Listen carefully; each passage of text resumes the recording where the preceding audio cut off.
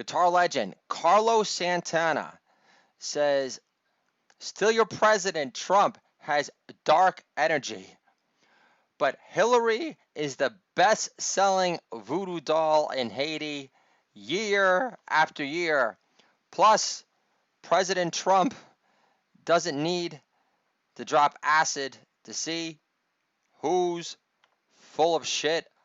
Carlos, cooling on the Knicks ex-golden child. I don't like Jeremy Lin anymore because he's a fake news Christian.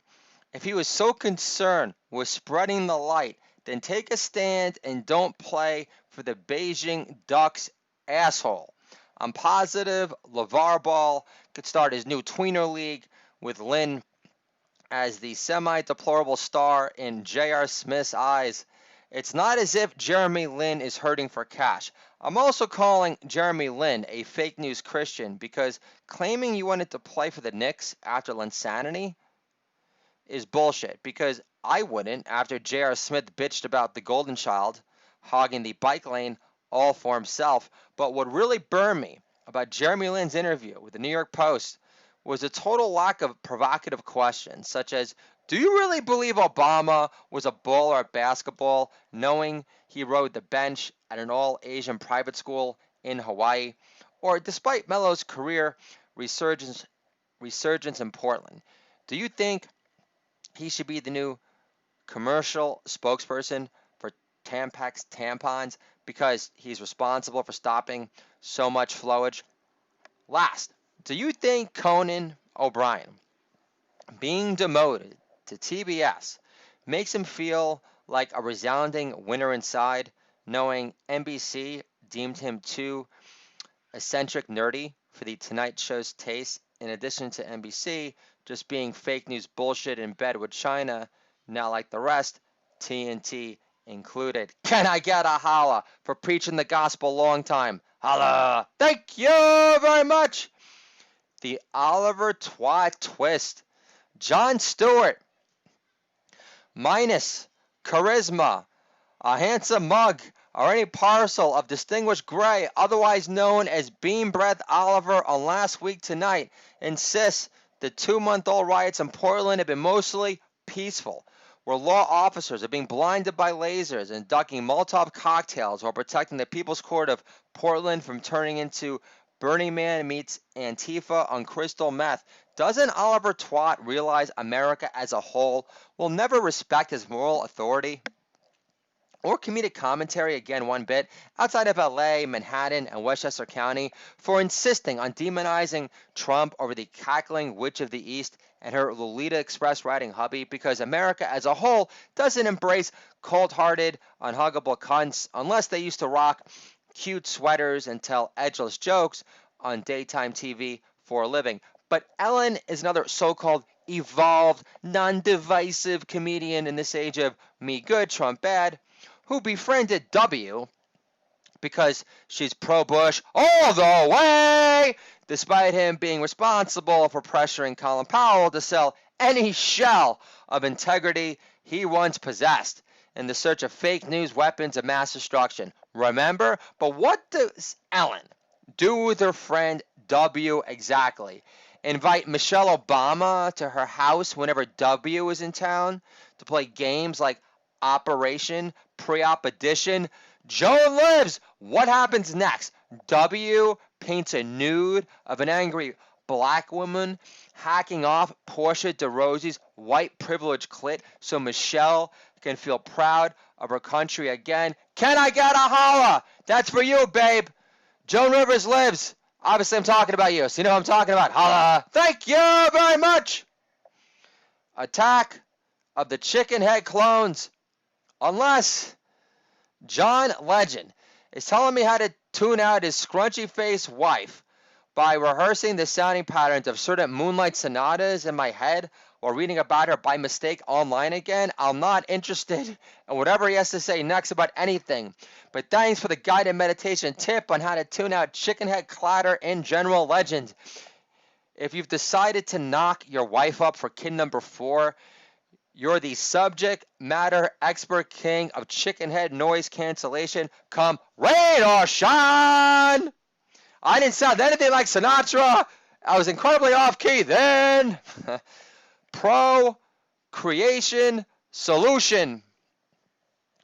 New Yorkers are no longer procreating fast enough to replace their dying population. Over-the-hill hipsters can't get it up to port their girlfriends because they're already glued to the couch from another pork-induced coma. Lena Dunham clones want to have sex, but they're not hot enough to impregnate by mistake either. Lena Dunham's encouraged flappy look on Instagram isn't helping. Over-the-hill hipster hobbits aren't getting their girlfriends into the mood for sweet, sticky love either, when their ideal workout is picking up a phone to order more pork buns instead. So ladies, if you want your sweaty sex period with your boyfriend to last more than 2 seconds, then stop mimicking Lena Dunham's encouraged frumpiness on Instagram. No man, bi, straight, or gay, is sweating the prospect of missing out on the opportunity to mount the hunchback of Bushwick, who looks like she just swallowed Hipsterville, USA during restaurant week. Trust me. Kind of sad. Who told Samuel L. Jackson it looks cool to dress up like Spike Lee's grandmother, who identifies as a jazz critic descendant of Sonny Rollins in Tyler Perry's new film, The Uppity Cunt, co-starring Jeffrey Wright, who plays a wannabe OG saxophone brother dropout from Juilliard who plays himself in the last David Simon joint after telling his jazz critic brother to blow his crap review of his dead self-produced album Kinda Sad up his ass. Miles Davis lives. Holla! Thank you very much! Whatever works, Woody. Did anyone see Woody Allen's last film about an older than dirt creep who bangs a girl half his age? I think it was a prequel called Crimes and Misdemeanors. The early years. Did you know Woody Allen kept naked Polaroid pics of a 9-year-old Soon Yi in his top sock drawer? The only pic missing was Soon Yi crying on the cover of Time Life magazine. Also, if Ronan Farrow is Frank Sinatra's son, and if he really believes Woody molested his kid sister Dylan, then why hasn't Ronan hired a goon from Hoboken to knock Woody Allen on his ass yet? The second funniest hitman from Queens. It isn't an insult to call the late, great Greg Giraldo back to the second funniest hitman from Queens. Again, it isn't an insult to call the late, great Greg Giraldo a great roaster, knocking out audiences with one killer insult blast after the last is what he was great at, making Lisa Lampanelli less interesting than Sarah Silverman pretending to be a social justice warrior like Chelsea Handler to downplay their tits sagging popularity in a post-woke universe where Amy Schumer struggles to be edgy funny in her feeble attempt to show off her unifying empathetic side without spicing her set with a Mexican rape joke anymore. Plus, true stand-up comedy is a punchline sprint, not a meandering act out with your hands with no hard punchlines in sight like Dane Cook for the past 15 years and counting, and judged by that standard, Greg Giraldo was Tommy motherfucking Hearns. Can I get a holla? The best roaster of my lifetime. Long live Greg Giraldo. Would have loved to make you laugh in person. It kills me that your kids no longer have you. But it makes me happy knowing that you were able to provide them joy and they were able to derive pride from your success when you were here on this earth. Love you forever, Greg Giraldo. Holla. The insult GPS comedian. My Trump voice, GPS, always takes me to a happier place. For example, the other day I'm driving in Connecticut, and my GPS, my Trump voice GPS system, says, turn far left for Turning Stone Casino, Elizabeth Warren's home away from home. Can I get a holla for mangling that joke a little bit because Turning Stone is not in Connecticut, but who gives a fuck? Funny is funny. Holla! Thank you very much! So I'm very excited tonight for... Hush! I told you I have to finish flowing, okay? I'm almost done. I love you. I don't want to come across as a neglectful Michael Lohan dad right now, but I know, I understand. Listen, I'll get into it for a second, okay? So I'm really excited to hear Ivanka talk tonight. And this joke is in honor of her. Triggering fake feminists with Ivanka. The best way to diagnose Trump derangement syndrome among women is to let them finish their Trump is the Antichrist rant with Ivanka 2020 bitches. Then ask, you wouldn't be excited if America elected the first Jewish female president ever? That's what I thought Samantha be. But Ivanka is the fake news feminist, not you. I don't know how you live with yourself, you miserable, feckless cunt.